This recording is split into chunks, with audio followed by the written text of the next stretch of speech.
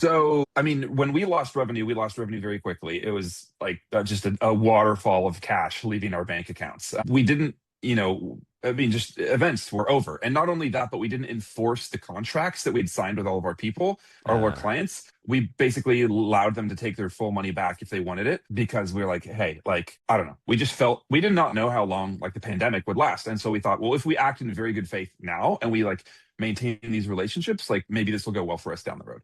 mhm. And it did, just in a very different way than we thought. And so yeah, the pivot was like, I'm freaking out one night, I can't sleep. I get out of bed, I think at like 11 p.m. I say to myself, I'm not going to go back to bed until I have written out 50 ideas we could pivot to. So I stay up till about 2 a.m. writing these ideas down.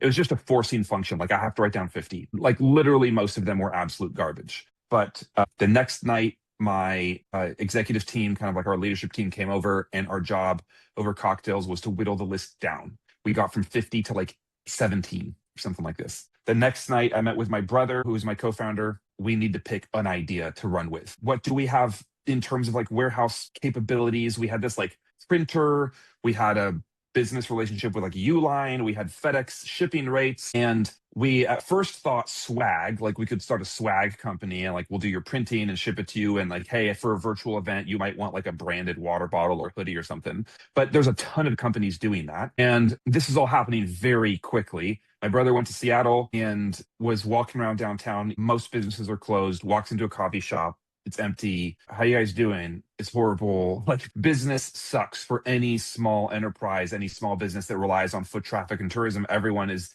either like, well, yeah, it's just that was the case. Yep. This was before like lockdown.